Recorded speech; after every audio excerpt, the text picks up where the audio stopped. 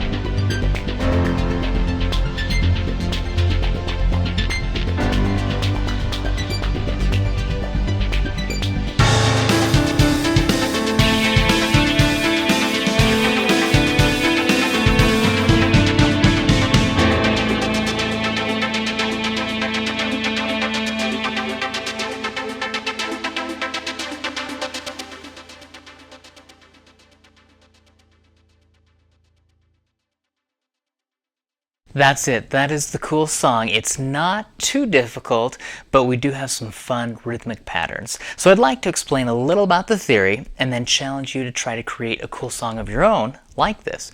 Now, if you notice, the right hand starts off where we have A, C, E. And it's a broken A minor chord is all we're doing. Watch, A, C, E.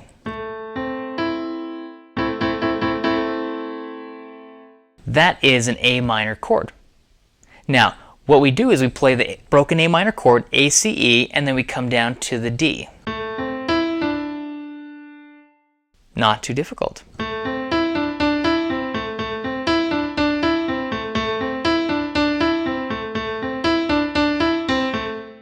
That's pretty much all we do for the entire first page. Now, after that, we start introducing some intervals. Starting, if you look at measure 23, we start having a 5th interval. And then in measure 24, we have a 3rd interval. C to G is called a perfect 5th interval because the distance, the word interval just means distance from one note to the next. So if I go from C to the G, that's a 5th interval because there are 5. 1, 2, 3, 4, 5.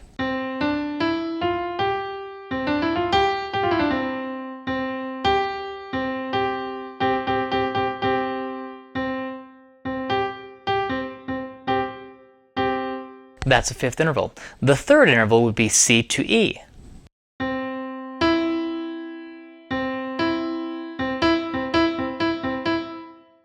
If you notice, basically the entire second page is created with my right hand playing the perfect fifth interval, C to G, or the major third interval, C to E, while the left hand is playing an octave interval. The word oct means 8. Like an octagon is a shape that has 8 sides. An octave means we have a distance of 8 of these keys. So C, D, E, F, G, A, B, C. If I have C on the bottom and C on the top, that is an octave interval. C to C. An octave interval could be F to F. It could be A to A. What if I played all octave intervals moving up and down C, D, E, F, G, A, B, C? Only the white keys. Watch this.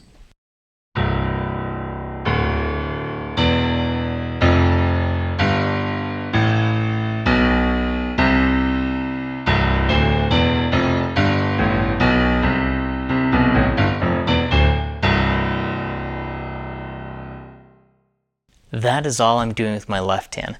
Sometimes I'm playing the C octave interval 4 times in a row. Sometimes I play more. Sometimes I go up to the F, sometimes I go to the A.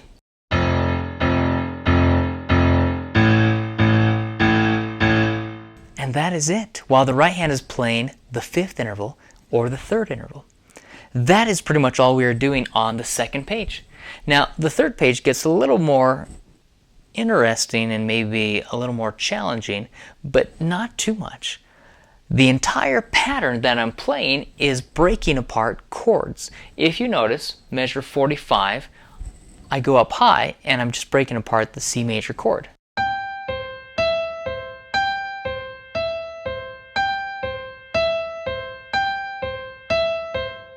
That's it. So this week I want you to try to play octave intervals with the left hand, while the right hand plays either a perfect fifth interval or a major third, or take the C major chord and try to break it apart. Try to play something like this.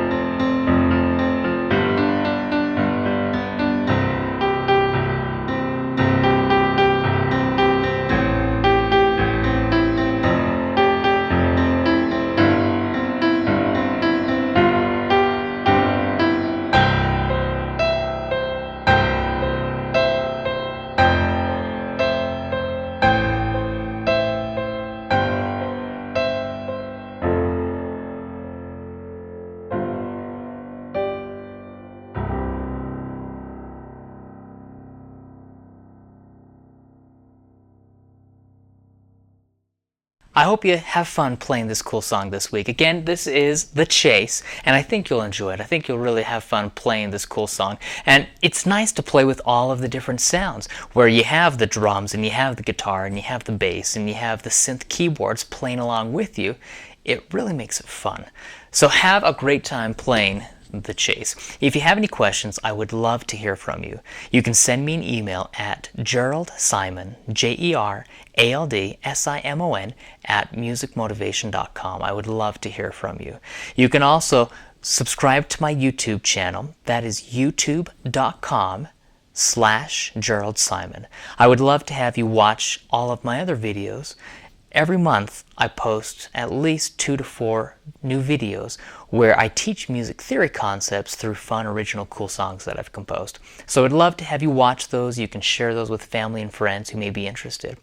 The 3 primary areas I like to focus on: one I call theory therapy, where I teach music theory the fun way.